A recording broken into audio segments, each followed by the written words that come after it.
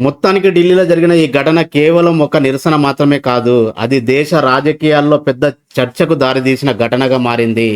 అసలు హింస ఎలా మొదలైంది? ఎవరు రెచ్చగొట్టారు?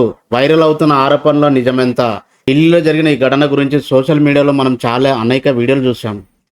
కానీ అసలు ఏం జరిగింది? నిజానికి ఈ పరిస్థితి ఇంత సీరియస్‌గా కావడానికి కారణం ఏంటిది? మొదట ఈ నిరసన మొత్తం శాంతియుతంగానే జరిగింది. నిరసనకారులు తమ డిమాండ్ కోసం ప్రభుత్వానికి విన్నవించాలనే ఉద్దేశంతో ఆందోళన చేపట్టారు. కానీ కొద్ది గంటల్లోనే ఈ పరిస్థితి పూర్తిగా మారిపోయింది. వేల మంది ఒకటేసారి పార్లమెంట్ వైపు కదిలేరు. దీంతో భద్రతా బలగాలు వెంటనే బారికేడ్లు ఏర్పాటు చేసి వారిని అడ్డుకునే ప్రయత్నం చేసినాయి. ఇదే సమయంలో తోపులాట జరిగింది. కొన్ని చోట్ల రాళ్ళు కూడా విసురుకుర్రు. దానికి ప్రతీగా పోలీసులు బాష్పవాయు ప్రయోగించి లాఠీ చార్జ్ కూడా చేసిర్రు. అయితే పోలీసులు గాల్పులోకి కాల్పులు జరిపించి ఈ ఘటన ఇంకా ఉద్రిక్తం కాకుండా నియంత్రించారు. ఇక్కడి నుంచే ఈ ఘటన రాజకీయ రంగు పులుముకుంది. ఇప్పుడు సోషల్ మీడియాలో మరికొన్ని సంచలన వాదనలు వైరల్ అవుతున్నాయి. ముందుగానే రాళ్లతో నిండిన 2 లారీలను తెప్పించారని, అందులో ఒక దాన్ని పోలీసులు ముందుగానే పట్టుకున్నారని, మరికొందరు కావాలనే ఉద్రిక్త పెంచాలని పార్లమెంట్లోకి వెళ్ళే ప్రయత్నం జరిగింది.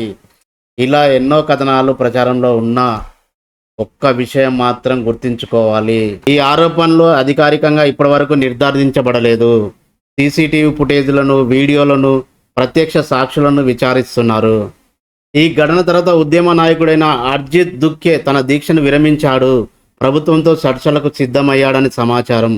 ప్రభుత్వం కూడా తనతో చర్చిస్తున్నట్టు వార్తలు వస్తున్నాయి. మొత్తానికి ఢిల్లీలో జరిగిన ఈ ఘటన కేవలం ఒక నిరసన మాత్రమే కాదు. అది దేశ రాజకీయాల్లో పెద్ద చర్చకు దారితీసిన ఘటనగా మారింది. అసలు హింస ఎలా మొదలైంది? ఎవరు రెచ్చగొట్టారు? వైరల్ అవుతున్న ఆరోపణల నిజమెంత? ఇవన్నీ రాష్ట్ర దర్యాప్తు పూర్తి అయ్యాకే స్పష్టమవుతాయి. అప్పటి వరకు ఒక పౌరుడిగా మనం చేయాల్సింది ఒక్కటే. వాస్తవాలు అధికారికంగా వచ్చే వరకు మనం ఎలాంటి అభిప్రాయాలను ఏర్పరచుకోకపోవడమే మంచిది.